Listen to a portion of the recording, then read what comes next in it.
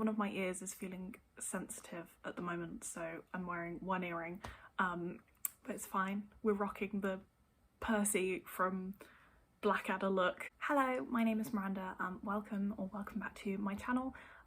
It's lovely to have you here. Today, I am going to be doing something really silly and unoriginal, but I thought it would be really fun. Basically, I saw Ariel Bissett do a video where she ranked a load of classics on their first line, and I thought, you know what would be fun? Would be going through a load of books that I love that are on the shelves behind me, reading their first lines and seeing if they're any good, seeing if they live up to what the book is. So I haven't really planned what books I'm gonna talk about. I'm just gonna pick some out. I've got a few classics that I have planned that are like classics that I love, but otherwise we're just gonna go in blind. So I think we'll start off with one of my favourite books, which is The Picture of Dorian Gray. Why am I holding it like that? The Picture of Dorian Gray by Oscar Wilde. So this is a gorgeous book. I love it so much. And the first line is, let's find out. Oh, this is interesting actually. I forgot about this because this has a preface, or whatever I don't know, whatever it is you call it. It's actually written by Oscar Wilde. That isn't part of the book, but it's always published at the beginning of the book. So I think that counts. I think that counts as the first line. And the first line of that is, "The artist is the creator of beautiful things." Which I think is a great first line, especially for this book. The whole book is about like what art is, and it's very, the writing is very kind of grandiose and almost like, it's very extra basically. And it's not extra in a way that it feels like too much. It feels so beautiful, and I think that sentence kind of sets that up, because this book is all about beauty and what beauty is, and how often there is beauty in complexity but also in simplicity as well. And I think that line really, like, it sets that whole thing up. The first line of the actual novel, so chapter 1, "The studio was filled with the rich odour of roses, and when the light summer wind stirred amidst the trees of the garden, there came through the open door the heavy scent of the lilac, or the more delicate perfume of the pink flowering thorn." I just love it so much. I love the way he constructs his sentences. I don't know what it is, it just feels so kind of rich. That doesn't tell you anything apart from scent. Like, it's a very sensual thing. It's not, you haven't got any information about characters or setting or anything, just that we're in a studio. We're in a place for making art, making beautiful things, and we're experiencing scent and things with our senses. And that's what's important. So even though that line doesn't tell you much about the actual like story, like the characters or anything, it tells you so much about what the writing is going to be like, but also just the feeling of the book. Like, it's about art, it's about creating things, it's about beautiful things, and it's also about kind of surface level things, I guess, because, you know, flowers are often seen as like quite like shallow. It's, you know, just like a pretty thing that then dies. Again, that theme of like time and things dying, that's very important in the book as well. Oh, I love this so much. Next is The Woman in White by Wilkie Collins. I like this book. It's a real fun time. It's very weird and it took me a long time to get into it, but it's worth it for the absolute batshit villain, who is incredible. He's called Count Fosco. He's one of my favourite characters in all of the books I've read. He's brilliant, and his little villain monologue at the end is the only acceptable villain monologue. It's the only time when it's okay for a villain to sit there and go, "This is what I did. Child outside agrees." So I doubt we're going to get all of that, like all of the reasons why I love it, in the first line, but let's have a little look-see, shall we? Okay, chapter 1. "This is the story of what a woman's patience can endure and of what a man's resolution can achieve."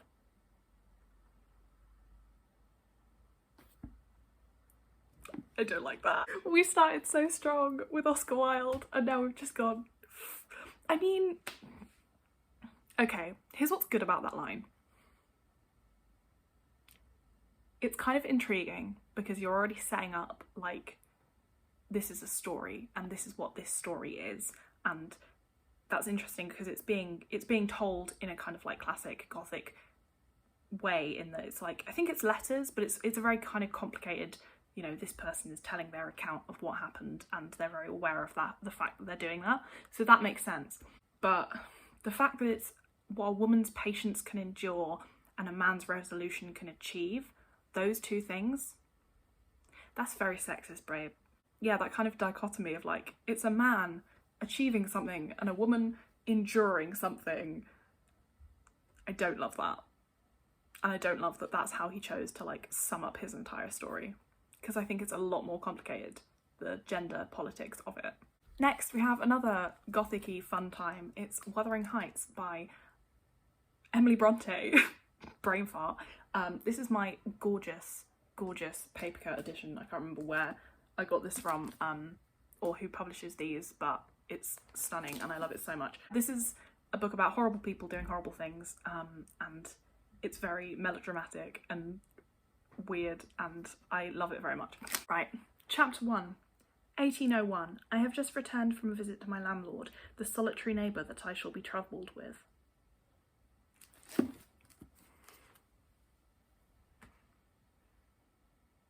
Interesting. That's not the most exciting first line. That's pretty standard. A guy just came back from seeing his landlord. The one thing that is kind of hooking me in though is the solitary neighbour that I shall be troubled with. I don't know, it sets up that idea of like being isolated from people, but also having like being troubled by people and always having, you know, like Heathcliff there being a shit essentially.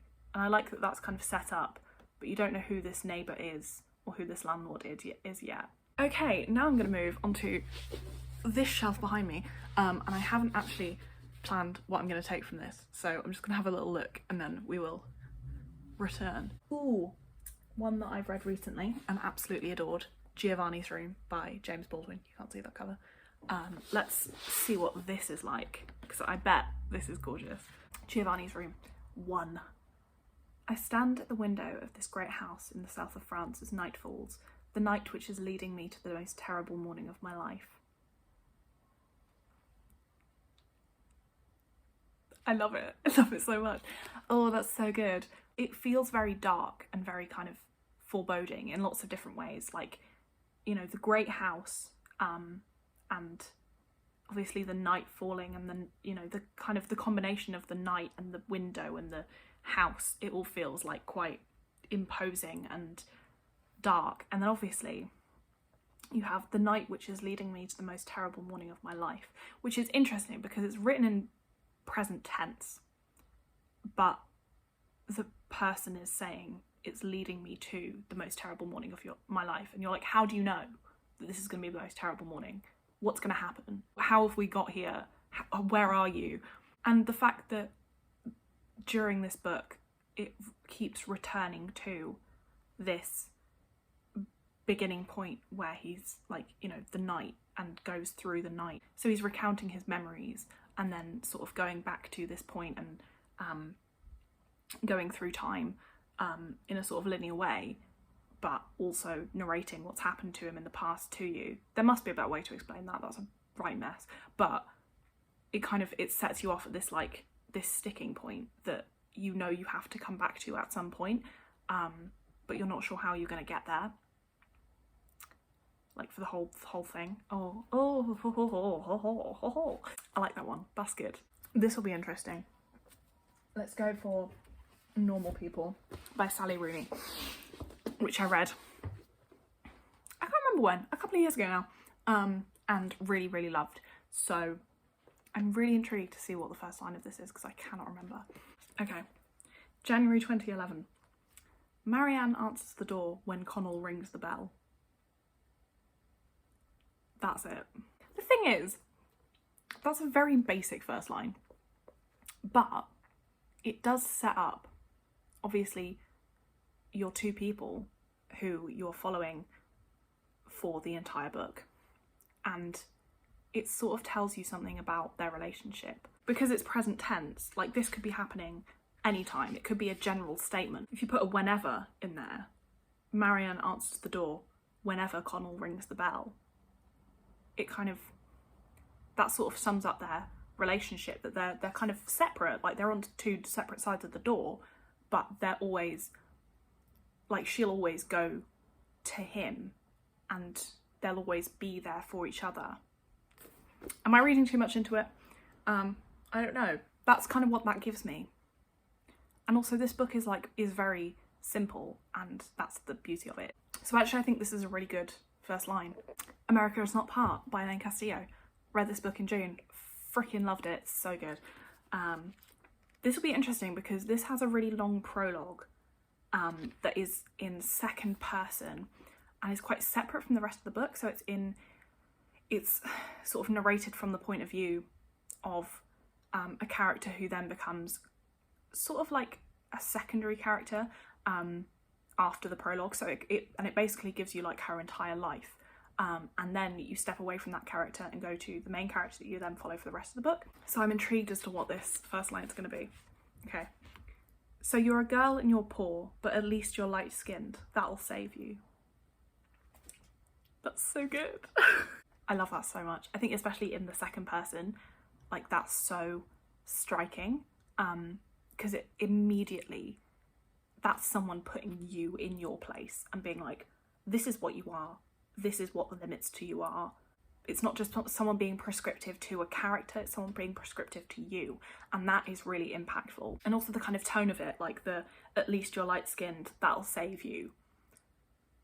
It's kind of like, it does feel like a family member is talking to you and being like, you know, oh well, at least you've got that going for you. I don't know, I love that. I love that so much. That's so intriguing. Oh, that's so good. Earthlings by Surya Camarata. Let's do this, see what this is like. This is a fascinating book, and I feel like it's the kind of book where if you go back to it and reread it, you'll get so much more out of it. So I'm intrigued to see if that's a similar thing, like from the first line. Okay, chapter 1. Deep in the mountains of Akashina, where Granny and Grandpa live, fragments of night linger even at midday. I like that. That's nice. I mean, like it sets up the setting, but not in a kind of way where you're like, I need to know more about this. Obviously the most interesting part of it is the fragments of night linger even at midday, because you're like, what does that mean? And I feel like that that phrase resonates through the rest of the book. Like even when, you know, at the lightest time and the kind of supposed like happiest time when people are meant to be happy, there's still a lot of darkness like running throughout this book, and that's what she's kind of delving into, is those fragments of darkness. I don't love that one, but it's good. That's a solid one. I love this book so much. Right, we have to do this one. If this is bad, I'll cry. This book is so beautiful. Oh, to die for. So gorgeous. If you haven't read this, disgusting, do it now. Okay. Oh, I should say what it's about. It's kind of like a holiday park with lots of like log cabins in Scotland, and there are lots of, it's basically about people staying in these log cabins for their holidays, and it's raining, and you follow them over the course of a rainy day where they can't go outside, they can't do anything, and all they're doing is watching each other, and it's absolutely brilliant. Okay, I mean the first sentence is just dawn, but I'm going to read the first, like, this first line, which is, you've probably seen it because I just showed you, dawn, there's no sunrise, no bird song. That's quite similar to the last one, in the sense that it's like we're setting up this time of day where you'd expect there to be something, but it's not there. Or in the case of Earthlings, it's midday and night is still there where it shouldn't be. And here it's dawn, but there's no sunrise and no bird song. It also sets up the kind of like natural setting, which is like a big part of this. I kind of just want to read you the whole freaking opening section to this because it's so beautiful. Okay, I'm gonna. Dawn. There's no sunrise, no birdsong. Light seeps over the water, through the branches. The sky is lying on the loch, filling the trees, heavy in the spaces between the pine needles, settling between blades of grass and mottling the pebbles on the beach. Although there's no distance between cloud and land, nowhere for rain to fall, it is raining. The sounds of water on leaves and bark, on roofs and stones, windows and cars, become as constant as the sounds of blood and air in your own body. You would notice soon enough if it stopped.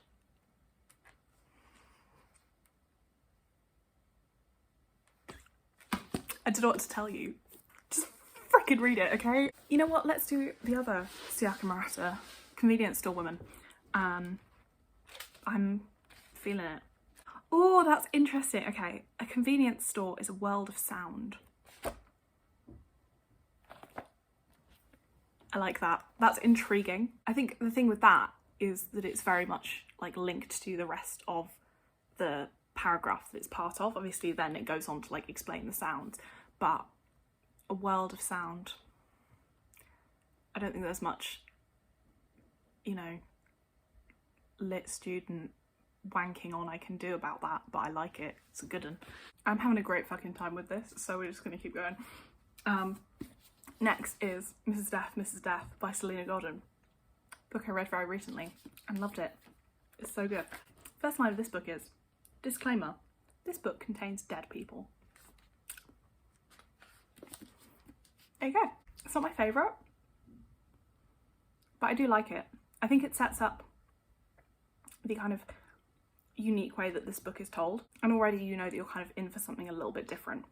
But it doesn't, like, I don't love it, but I think that's because the rest of the book is so good and that's such a small line that I'm like, it can't possibly live up to it, which is fair enough. Like, obviously it can't. So yeah, I like that one. But read this book, please. Okay, next, an absolute classic, The Secret History by Donna Tartt.